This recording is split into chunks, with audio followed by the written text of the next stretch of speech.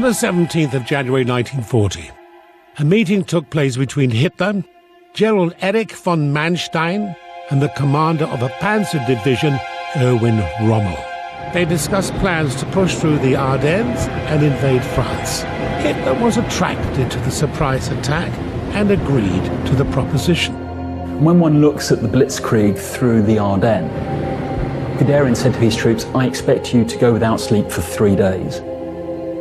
Now, 3 days in a tank, in an armoured fighting vehicle, during the early days of summer, but it happened to be extremely hot, would have tested anyone's resilience.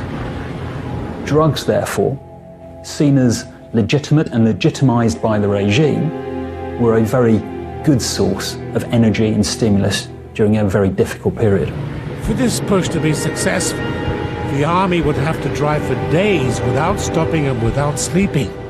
Now, Pervitin, well, that's a miracle drug, because what that means is our guys don't have to rest. They can just keep going. They can do a forced march through the Ardennes forest for 3 days and just keep going. They don't need to sleep. What an advantage that is, because if speed of maneuver is what it's all about, speed and your ability to keep going are absolutely crucial elements of what you're trying to achieve. On the 10th of May 1940, Pervitin was taken in the millions. German propaganda often depicted Germany's quick victory due to the morale of the National Socialists, but in reality, Panzer Troop unit drivers were taking 2 to 5 Pervitin tablets a day to ensure they didn't sleep and they didn't stop.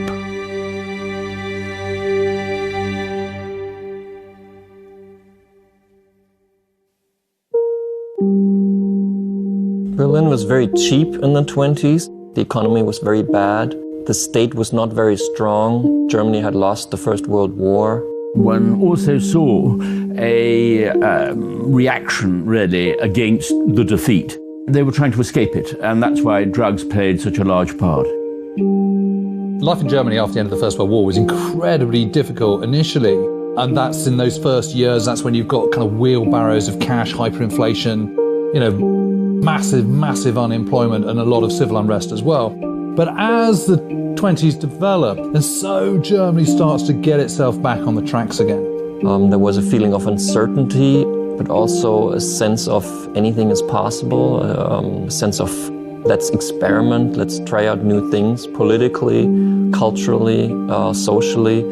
So especially in Berlin, it was a very open and free time. And this is where they were having these incredible nightclubs and cabarets and so on. This was a place where you could have free love, you could take drugs, you could drink as much as you like, you could take heroin, basically do anything you wanted. So I guess Berlin acquired its own kind of flavor, or at least reputation, for being sexually open, promiscuous place where anything goes. And that decadency led to great military inspiration, but also great political and social change.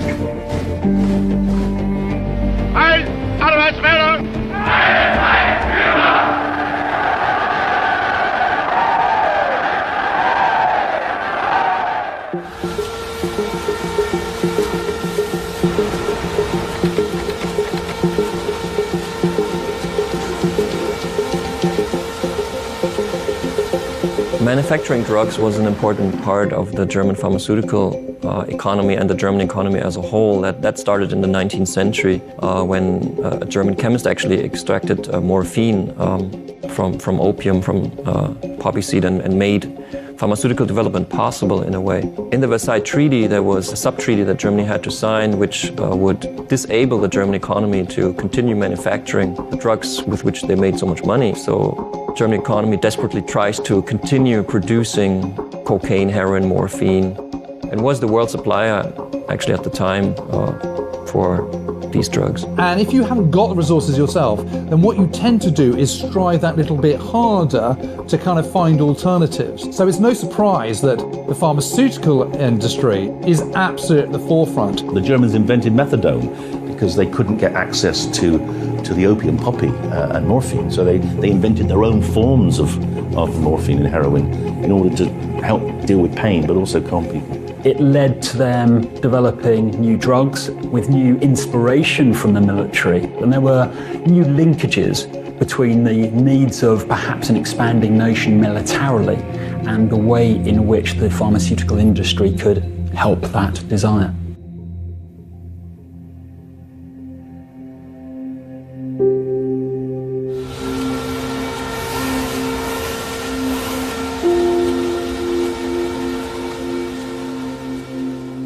Pervitin was developed by the Temmler company in Berlin after the Olympic Games, 1936. They were not sure what Pervitin is good for, so they basically thought it's good for everything. So Pervitin is developed and it's methamphetamine. The whole point of it is it's pain relief, but it's also to stop you sleeping. How boring is sleeping? It stops you working. We've got a new Germany to build. We want people to work really, really hard. And this is a way where you can counteract the biggest problem of human endeavor, which is the need to sleep and rest. If you can take a pill that cuts that out, how fantastic is that? We can see how popular methamphetamine actually was when we look at a chocolate that the Hildebrand company put on the market. It was a box of chocolates, and each little portion contained 13 milligrams of methamphetamine. It was also stressed that you even lose weight while eating that sweet, because methamphetamine is a slimming agent. You're not hungry anymore when you're on meth. The ads at the time show a very happy German Fräulein or Hausfrau grabbing into the box and taking one of these chocolates. I mean, it's worth remembering all drugs were either prescription drugs or freely available at that point in Germany, right? Leading up to that point, there had been no prohibition of drugs. There was no such concept in Germany at that time. There had never been any banned drugs. So they just didn't think in those terms. The newest findings by brain scientists show that there is a mechanism in our brain that inhibits us from killing. And there's ways to get around that mechanism. And using certain synthetic stimulants such as methamphetamine are an effective way of bypassing that inhibition to kill. Armies have always taken drugs in order to influence the outcome of war, in order to improve their fighting capabilities. And methamphetamine is a very potent substance. So it certainly has a very strong effect on the individual soldier. And if we have millions of soldiers on methamphetamine, it will have a definite effect on the outcome of battles and of whole campaigns.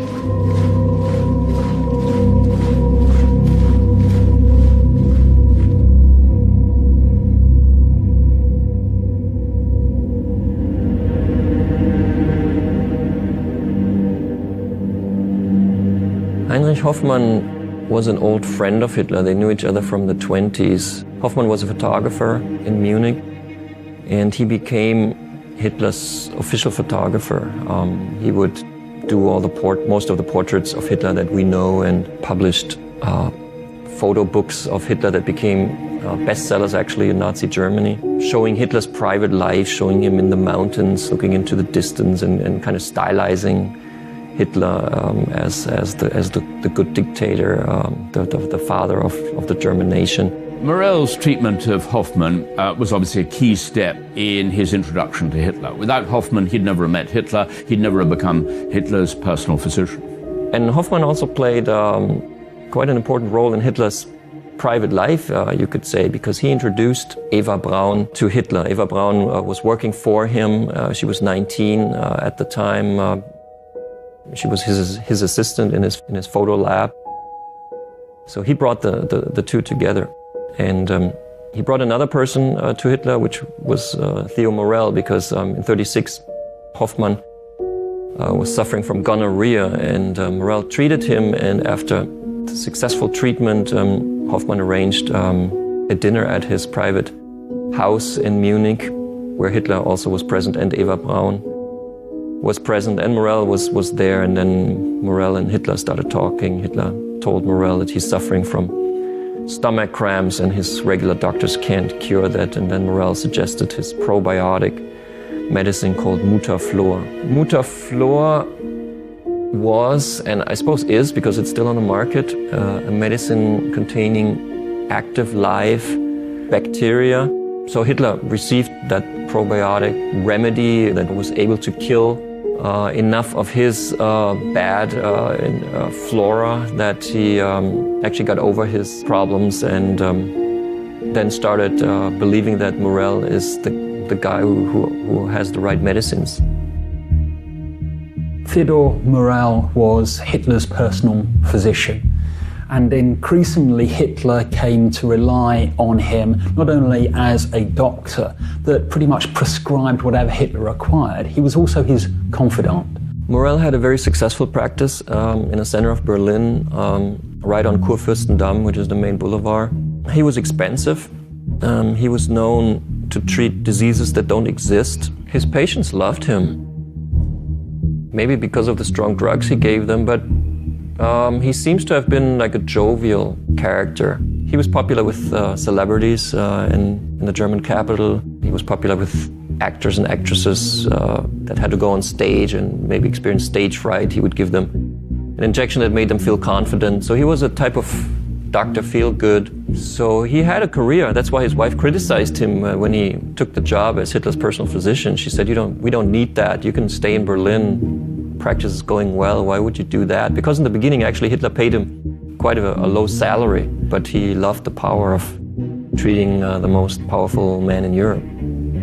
Theodor Morel is essentially a quack. I mean, he is a trained doctor, but he's into alternative means of medicine. He manages to unveil his way into Hitler's inner circle and then becomes completely indispensable. I mean, so much so that kind of Hitler barely can exist a day without Morel kind of, ingesting him with a whole cocktail of drugs. It's Hitler's dependency on him that ensures that Morel stays in that inner circle and stays having that incredible influence. There are others around, but it is Morel who is above all as the war progresses. And the stress and physical and mental strain on Hitler comes greater. So Morel's influence becomes greater. The generals were always hugely suspicious of Morel right from the start. That he seemed to have so much influence over Hitler, that he was there the whole time. He was, to put it mildly, a very unprepossessing character. He was very much a medical man, a doctor. He always wanted to be a military man. When he became personal physician of Hitler, he felt ridiculous being the only one in the headquarters without a uniform, and he reacted in a way that's a bit comical, actually. He started making his own fantasy uniform that looked like a military uniform, and that made him even more ridiculous within inner circles, because military men obviously immediately realized that this is a uniform that he made up, and made fun of him. He put the SS runes onto his label. The SS immediately said, you have to take them off, you're not a member of the SS. So he was never accepted by any military organization, and Hitler actually liked that, because that meant that he had full control over Morel, that Morel had no powerful organization behind him. The time that they spent together was very important, and Morel's impact on Hitler was undoubtedly quite significant during that period.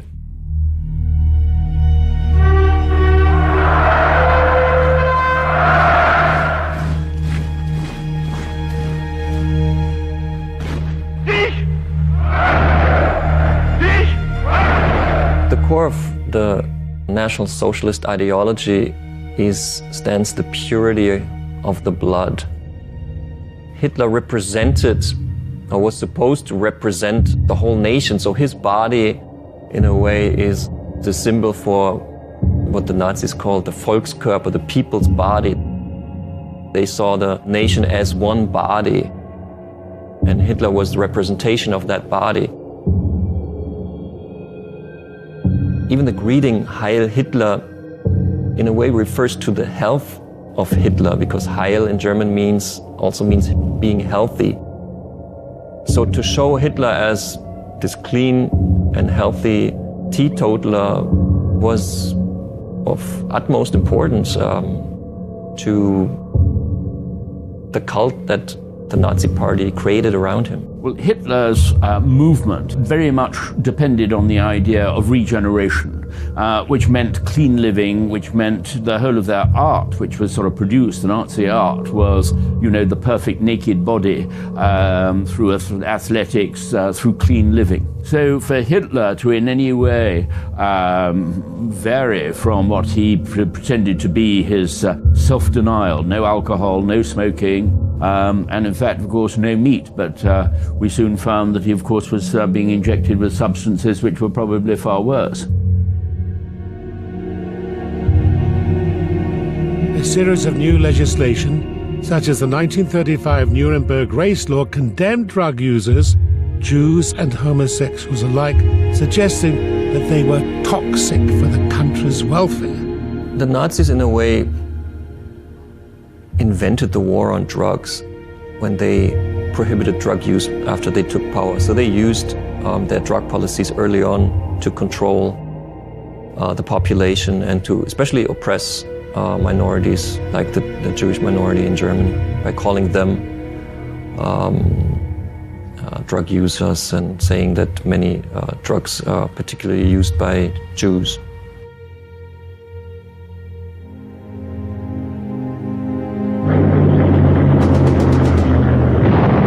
Young medical officers started to become obsessed with the performance-enhancing meth-based pill, stocking up on the drug in preparation for the Poland deployment. Many of Hitler's soldiers didn't realize it was a powerful drug and considered it to be an alternative to coffee.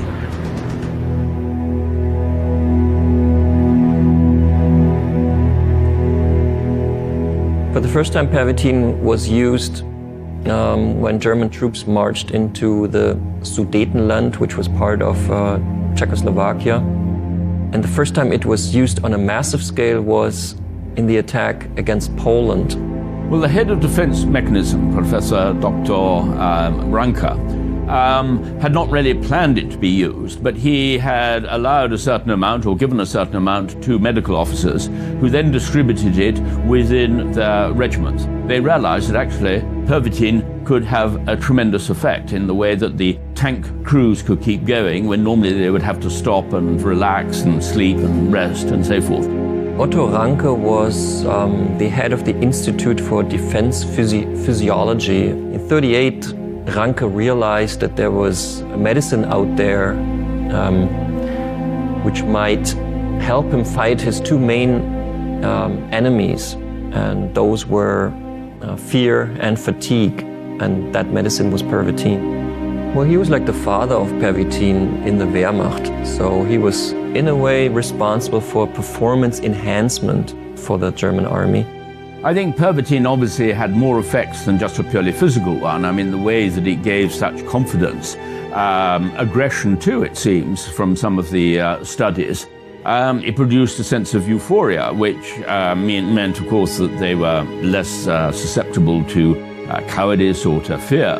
And this made a huge difference to surprising the enemy. So the soldiers didn't need to be brainwashed. There was no sense of negative effects by taking Pervitin. Everyone loved it, and everyone felt good taking it. So you would just take it every day and you would always feel good. And there was no realization in the beginning that you actually become addicted and that tolerance builds up and that it might have negative side effects. That only came to light later on.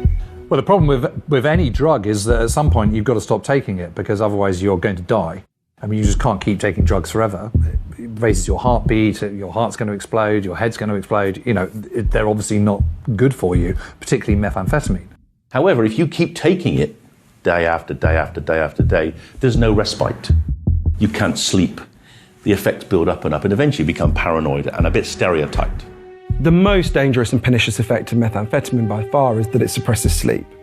Human beings sleep for a very good reason. We need to be replenished, we need to process what we've seen. If you have protracted periods without sleep, what happens is the kind of dreaming world starts to bleed into the waking world. So that's where you start to experience a deterioration in your mental health, because you lose the ability, you increasingly lose the ability to distinguish between the waking world and the dreaming world.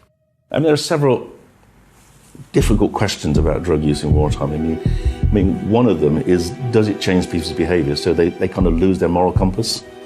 And I think it can in some ways. Once you get paranoid, then you start to think differently. So you've lost control of your normal rational faculties.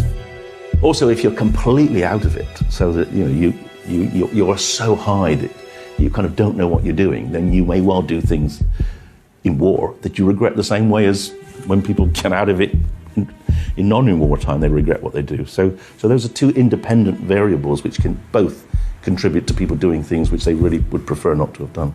I think the drugs that Hitler took made him bolder. They made him perhaps carry out certain decisions that he may not otherwise have done. He certainly felt that at certain times he needed that extra stimulus, particularly earlier in the war, to continue the increasingly difficult daily working hours that he had to cope with. I think that the Nazi regime had a completely different culture, and the culture of drug taking in the Nazi high command was something that was recognised, if not understood. A large number of the Nazi hierarchy were very much dependent upon drugs. I think interestingly, a number of them were actually quite shy individuals, and it allowed them to come out of themselves, be more charismatic, be more perhaps authoritarian.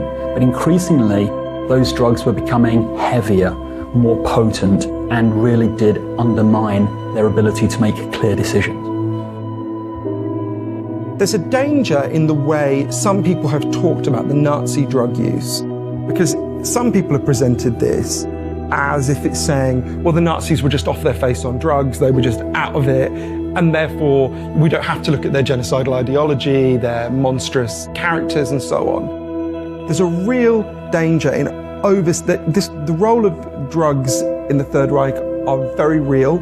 They did play a factor, but I think there's a real danger in overstating the moral nature of what happened.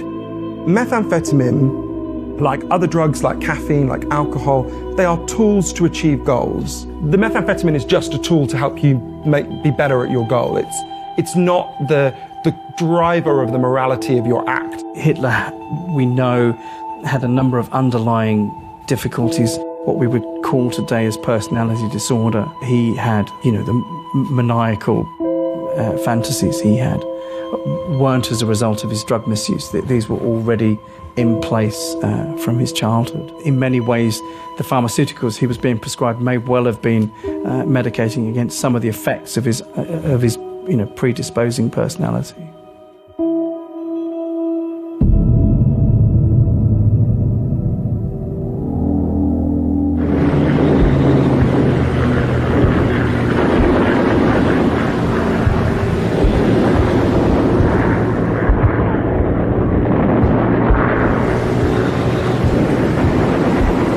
The German Blitzkrieg of 1940 was so named because it was very fast.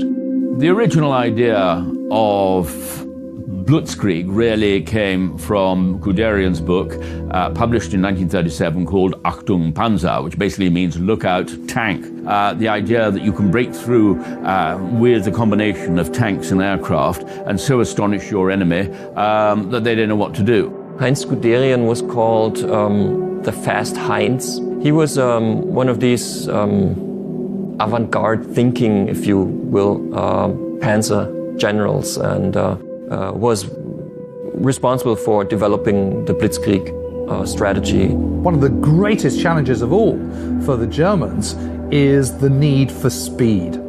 And because of the resource-poor nature of Germany, because of their geographical isolation and their limited access to the world's resources, the Germans and the Prussians before them have always, their way of war is to completely overwhelm their enemy very, very quickly by rapid maneuver. This was what they achieved on the 10th of May when they came through the Eifel, from the Eifel through the Ardennes in southern Belgium and into France. And when those tanks kept going, once they'd made their breakthrough, the French were completely flabbergasted and unable to react.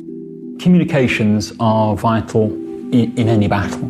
But when one is trying to plan and execute a fast-moving battle with armoured fighting vehicles, they become all the more important, because the distances that are being travelled on various fronts are going to be far greater, certainly than in the First World War. And one of the great reasons why in 1918 the British Army was limited in their range was because they didn't have mobile field radios. Heinz Guderian and others was at the centre of the demand that the German armed forces should develop and should use small radios that could be put into armoured fighting vehicles. The strategy was decided on February 17th, 1940, during a breakfast in the Reichschancellery. 3 tank generals, Rommel, Guderian, and von Manstein, were having this meeting with Hitler. They said we should go through the Ardennes Mountains, using tanks as the decisive force to move ahead. But basically the Ardennes Mountains were like a tight window through which the German army could squeeze through. But the Western Allies thought this would be impossible because you can't move tanks quickly through the mountains. But this is exactly what they proposed, and Hitler said, this is how we're going to do it. And Ranke suddenly was being invited to give talks about Pervitin in front of generals and to explain how methamphetamine could be used, because time was the decisive factor. Ranke was also asked to write the so-called stimulant decree, detailing how the German troops should actually take methamphetamine once the attack starts. Pervitin, this methamphetamine which they had produced in 35 million doses, which is astonishing, was distributed, but particularly to the panzer troops, with the armoured troops at the front. The tank troops were totally exhausted after taking Pervitin over several days. Well, once they had broken through, and once they had basically cut off the British at Dunkirk, then they did have time on their hands. Apart from anything else, they also needed time to service their vehicles, I mean, after the distance they had travelled. So the two, in a way, went together. So if you were taking, for instance, methamphetamine for 3 or 4 days, as in the Ardennes offensive, then it would take you 2 or 3 days to restabilise your normal sleep-wake cycle. And so we see the 7th Panzer Division making the most extraordinary strides forward, being known by Hitler as the Ghost Division, not necessarily just because the enemy didn't know where they were, but because he didn't know where they were. Rommel was pushing the boundaries of what armoured fighting vehicles could achieve, and the men that drove those machines could achieve, and drugs undoubtedly would have been a part of that success. So from that point of view, it was definitely a breakthrough in the use of drugs in warfare.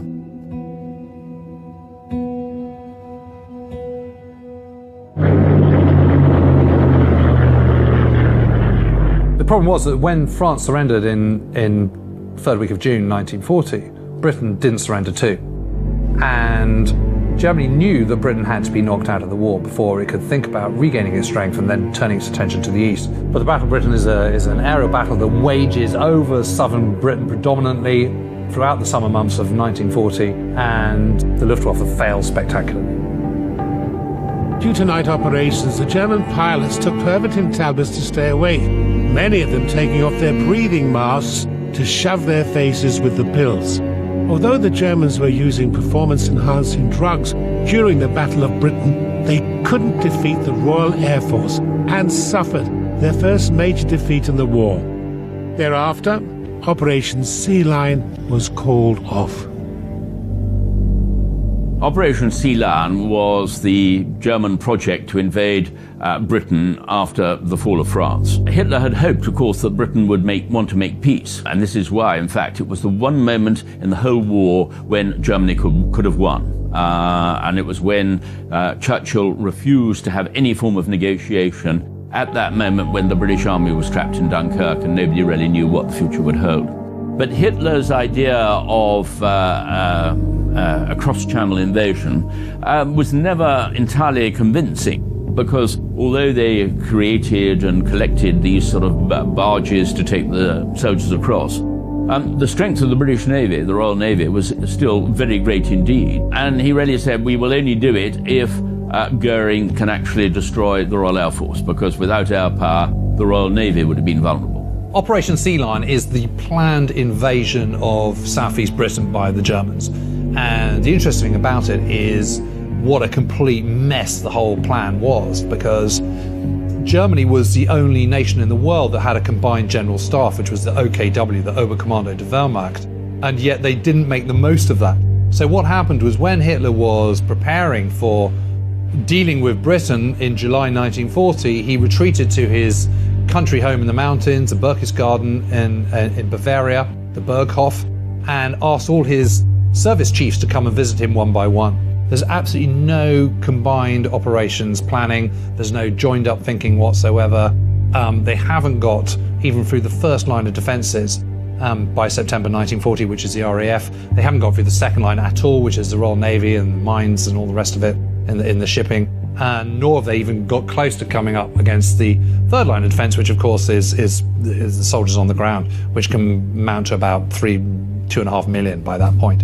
So they are very, very long way off from ever happening. And if you think about the jeopardy that faced the Allies for Operation Overlord, D-Day in June 1944, and you think how many things had to be in place before that could even be considered to be a goer, complete control of airspace, control of the seas, all the rest of it, complete control of intelligence networks, and winning the espionage war, none of that was in place in 1940. And there was quite a lot of jeopardy for D-Day. So Operation Sea Lion, had it ever been attempted, I have absolutely no doubt whatsoever, would have been the biggest disaster the Germans faced up until that point. The fact that the British are fighting on their home soil, or at least above their home soil. They're fighting for their very survival. The Germans have been fighting in Scandinavia, Poland, the Low Countries, and then France. They are tired. They are ready to pack their bags, have some rest and recuperation, starting a whole new campaign at this point, which is something that was really pushing them a little bit too far. The Germans thought that they were inferior when it came to technology and also training of their pilots, so they tried to make up for it by giving the Luftwaffe pilots methamphetamine, Pervitin, so they could fly more missions and longer missions. The lack of success of the Luftwaffe is interesting. Was it down to Pervitin? Were their pilots, overly medicated? Or is the explanation just the superiority of the technology of the Spitfire? To begin with, they attacked the airfields to destroy the fighter command. And that actually started to present a real danger. But British aircraft production was much higher than in Germany.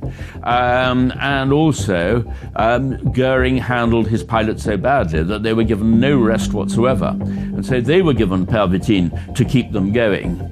But this also led with its side effects of quite often lack of judgment after excessive use of Pervitin and double vision and all these other things. And I think it's one of the great contributory factors to the astonishing level of crashes.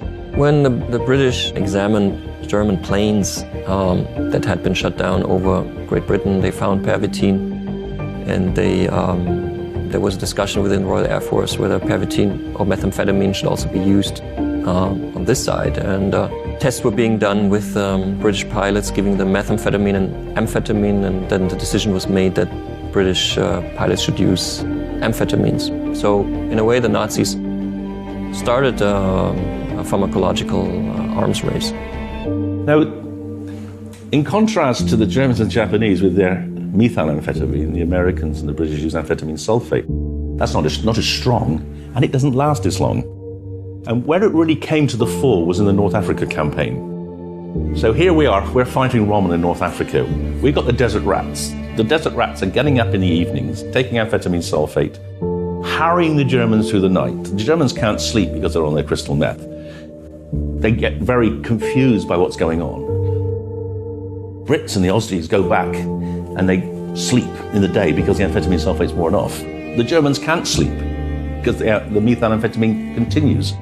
So day after day, night after night, the Germans are awake and awake and awake and getting more and more disturbed by the fact that they can't really fight back at night because it's too dark and they can't sleep in the day. In February 1941, Conti delivered another warning to the party, explaining that there was an immediate danger to the health and the future of the nation. His message was eventually acknowledged by the Reichsführer, and on the 12th of June 1941, Pervitin was declared to be an intoxicant and made subject to the Reich opium laws. Leo Conti was the so-called health Führer of the Nazi state, and he was against Pervitin. He made it a prescription-based drug in November 1939, and he made it illegal in the early summer of 1941. But the German Wehrmacht replied to him in a letter saying that this is a law that doesn't really apply to us. We do whatever we want. Well, when an article appeared in the Milano newspaper that the German pilots had been using a so-called pill of courage, which was Pervitin, in order to fight as they were able to fight, there was a discussion in German High Command saying foreign media is now saying we're only so good in fighting because we're using drugs. So this contributed to the controversy within German High Command whether Pervitin should be used, and Conti used that argument saying we have to ban this is against our ideology. The Wehrmacht always said if this is beneficial for our war effort, we are going to use it, and if there is physical harm for certain people, we just cannot take that into account. The overall effort is of most importance.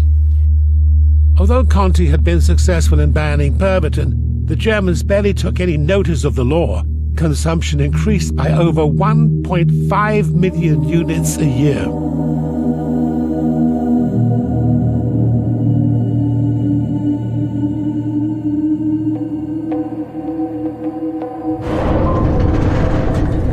The Wehrmacht decided to develop new miracle weapons. The plan was to launch small-size attacks and surprise the enemy. This mission would require the men to spend several days underwater, and it was decided that they would need something stronger than Pervitin. The search for a new miracle drug began. The Navy in early 1944 had developed new mini-submarines which were manned by 1 or 2 persons only, and which were basically floating torpedoes. And the idea was to send those mini-submarines all the way up to the Thames estuary and British ports unnoticed. The problem was that these missions would have to last more than 4 days and up to a week, because you couldn't sleep in those mini-submarines. You had to stay awake. So the Navy was looking for new drugs. Well, the Navy had a doctor called Orzechowski, which was responsible for developing this wonder drug that would keep you awake for a week. It was in fact a combination of Eukodal, Hitler's favorite opioid, cocaine, and methamphetamine, which are in a way the 3 most potent drugs in the world, all rolled up into one pill. He recruited 16 to 18-year-old youngsters for these highly dangerous missions. The results were catastrophic.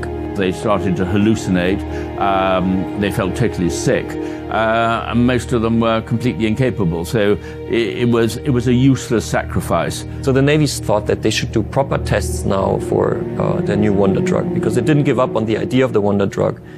And then they started doing tests in the concentration camp of Sachsenhausen. In the shoe runners unit was testing shoe soles for the German shoe industry. These ghastly tests were done, supposedly to try out different forms of the soles of boots for the German army, because of course they didn't have the leather anymore, they needed to have artificial products. And so these poor prisoners, 20 a day, were dying as they were being forced to keep walking, 40 kilometers or more on a totally insufficient diet. The Navy hired this penalty unit, paid the SS money to be able to use these inmates, and gave them different dosages and different kinds of drugs. And then they had to start walking with backpacks filled with stones. They started at 8 p.m. at night and had to walk all through the night, and then they checked which inmates on which drugs would walk for the longest period of time, and that's how they made the decision which drug would be the best to give to the young German Navy soldiers on their missions against Great Britain.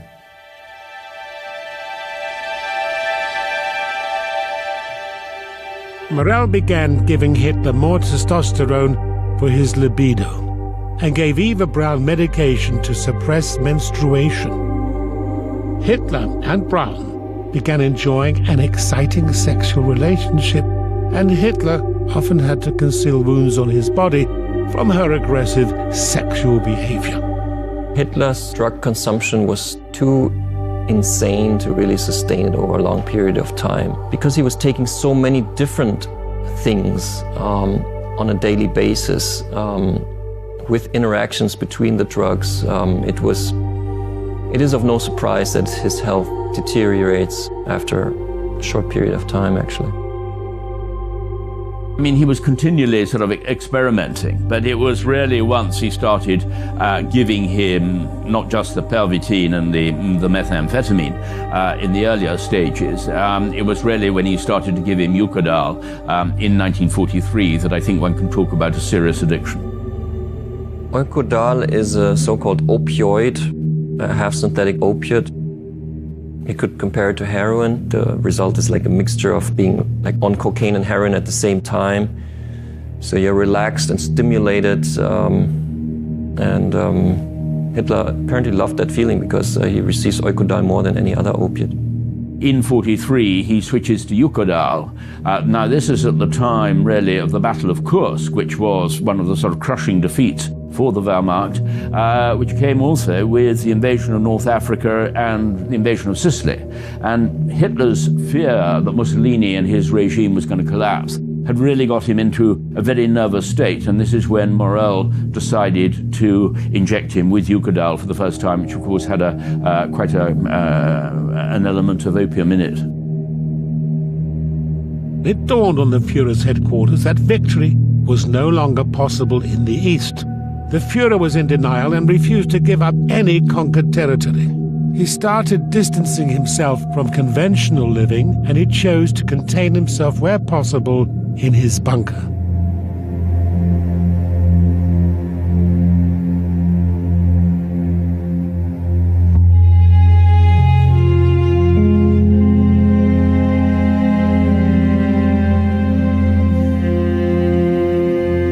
In mid-1944, an explosion in the barracks threw Hitler across the room, damaging his ears severely.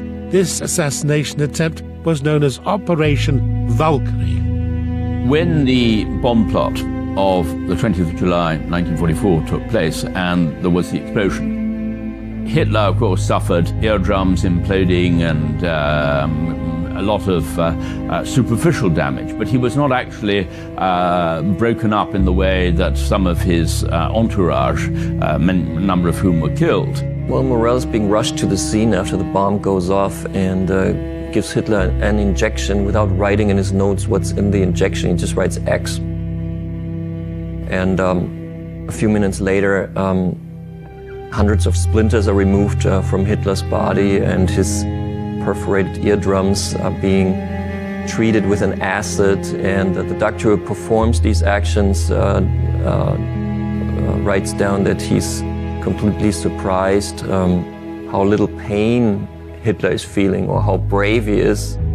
He was actually able to meet Mussolini the very same day. Mussolini arrived by train on July 20th, 1944. And Hitler, through Morell's help, I suppose, or at least through an injection that Morell labeled as X, is able to kind of continue working. It would make sense for Morell to also give an opiate at that moment, but he doesn't write it, he just writes X. He, again boosted by some of Morell's drugs, saw himself as a man of destiny, that somehow Providence had intervened to save him. Everybody who saw Hitler in the latter part of 1944 was shocked to the core on seeing it. The Führer that they remembered, if you like, from the newsreels of the earlier stages of the war, completely gone. Here was an old man looking 20 years older than his age, shuffling around, twitching in many ways. And they could hardly believe what had happened to it. Now, most people thought it was the effect of the bomb plot and the way that he'd been blown up there. But of course his entourage knew that it was, of course, the effect of the drugs that he'd been taking as well.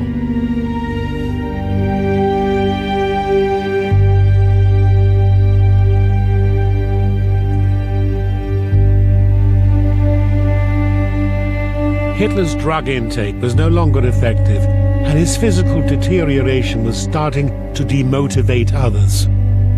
And if you've got a character who was already on the spectrum, who was already a sociopath, who was already displaying huge evidence of extreme paranoia and mood swings, the kind of drugs he's taking is only going to make that worse, which is then going to massively affect his decision-making processes as well as his mental and physical state. So the idea that these drugs didn't affect him, didn't make him less effective as a commander-in-chief, whether it be of the armed forces or indeed of the state, clearly they did. They must have done. The body was, shall we say, wasting away in many ways. And he also, of course, had a skin which was becoming more and more paper-like in a way. And of course, it was the veins, which was Morell's problem. There are several notes by Morell where he documents discussions he has with Hitler, trying to convince Hitler to take breaks from the daily injections because he can't get the needle into the vein anymore because Hitler's veins were scarred. It shows you the enormous extent of Hitler's drug use. When you see someone that's been misusing amphetamines across a length of time, you do see that there's a sort of increase in feeling paranoid, persecuted. There's a level of disarray and dangerousness that runs along with continued and sustained use with, larger doses. So I wouldn't have thought that Hitler's body was a pretty sight at all by that stage. There was a conflict which I call a doctor's war, which happened in the fall of 1944. A new doctor comes into headquarters and accuses Morell of poisoning Hitler.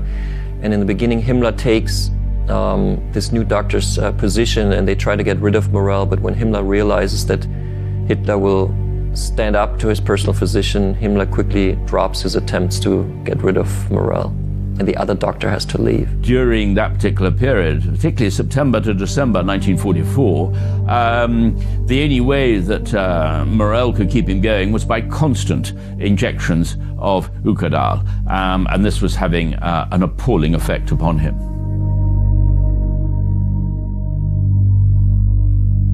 Britain began to bomb the pharmaceutical factories of the Reich, which caused great disruption to the manufacture and distribution of Hitler's favorite drugs. Due to supply issues, Morell became ever more fearful for the supply of drugs needed by the Führer. Morell writes about sending his helpers on motorcycles through bombed-out Berlin from pharmacy to pharmacy to still find drugs, to still be able to hand in the prescriptions and get the medications. And this becomes more and more difficult. Hitler, who before had received anything he wanted and had received the most powerful and euphoric-making substances, now receives drugs that don't make him happy anymore. Hitler's so-called Nero decree of March the 19th, 1945, was to destroy almost everything which could be of use to the enemy. By that he was thinking, of course, of the Red Army of the Soviet Union. And that meant, of course, the terrible fate for the German civilian population. The Nero decree is Hitler's order that if Germany is going down, then everyone else is going down with it. So they're going to, it's a scorched earth policy in effect. He ordered the destruction of every German factory, every building of importance, every cultural heritage site. So as you retreat, as you pull back, you deny your enemy any of your assets. So you destroy factories, you destroy anything in its wake, even works of art. But by this stage, Hitler believed that the German people were basically had showed themselves not to be sufficiently strong to resist, and therefore they deserved to die. He basically ordered the complete destruction of Germany.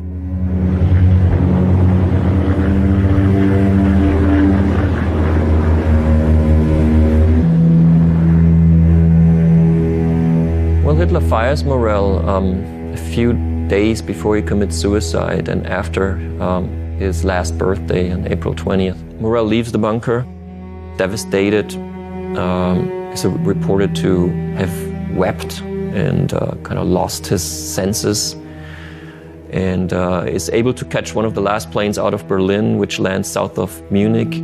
Hitler's reasons for getting rid of Theodor Morell was that I think he realized that was it. The end was very, very close. Morell could do very little more for him. Hitler was only really at that stage interested in the cyanide capsules, which he was in fact already distributing to some of his colleagues and associates, and particularly the secretaries in the bunker, almost like sort of sweets to be sucked on takeoff to the next world. As far as Hitler was concerned, the end was very, very close. Morell could do no more. And apart from anything else, we probably find that actually Morell had virtually no more drugs to give him by that stage. I think Hitler's suicide is a combination of internal, actual physical pain, and obviously the external situation. There are a number of contributory factors, I think, behind Hitler's suicide. He'd always talked of suicide from a very, very early stage. He bitterly criticized General Paulus for refusing to kill himself at Stalingrad when they finally surrendered. But above all, he was probably suffering from withdrawal symptoms, but he hated the idea of being taken alive and being taken back to Moscow in an iron cage. This was his sort of worst nightmare. He was determined to kill himself, interestingly using both poison and a gun at the same time, and then to have his body set on fire so it could not really be recognizable. Once news of his death became public, many of the Reich's obedient members followed suit. Following the war, Morell was tracked down by a US news reporter, Tanya Long. He was taken to prison following her article and was interrogated and subject to investigation by the US Secret Service.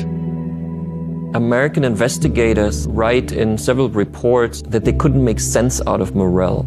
He was contradicting himself in how he described his job as Hitler's personal physician. Americans kept him for quite a long time, for 2 years, and then dumped him outside the Munich train station. He was quite a big man, and he was wearing a US Army coat that was way too small for him, and he was lying there on the pavement when a half-Jewish Red Cross nurse found him and picked him up and took him to a hospital in Tegernsee, which is in the south of Bavaria. Apparently he did not recover, being incarcerated and interrogated by the Americans for 2 years. He claimed that they tortured him, removed his toenails to extract his secrets. So he dies in summer of 47. Although the Germans were heavily involved in mass drug consumption during the Second World War, they weren't the only ones. Britain, Japan, and America were also subject to drug highs. One report stated British soldiers were given more than 72 million amphetamine tablets during the course of World War II.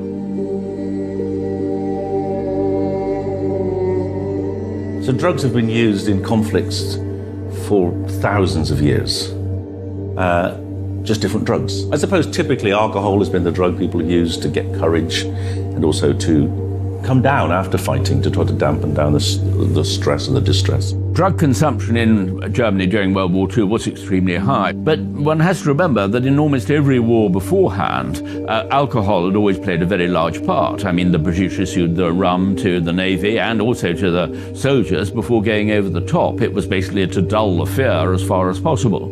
And that was, of course, one of the elements in Pervitin, which was gave them a form of euphoria. One thing that lots of people will be puzzled about when they hear this story, when they hear, wait a minute, all German men between 18 and 30 were taking methamphetamine for years, is surely after the war there were huge numbers of methamphetamine addicts. It's worth noting in the aftermath of war that the market becomes flooded with Pervitin and methamphetamine. A lot of that stash ended up on the black markets in Germany after the war, which was the place where you got things because everything else was destroyed. So pervitin didn't leave the scene. It actually continued to be used after the war by the people who wanted something to pick them up again.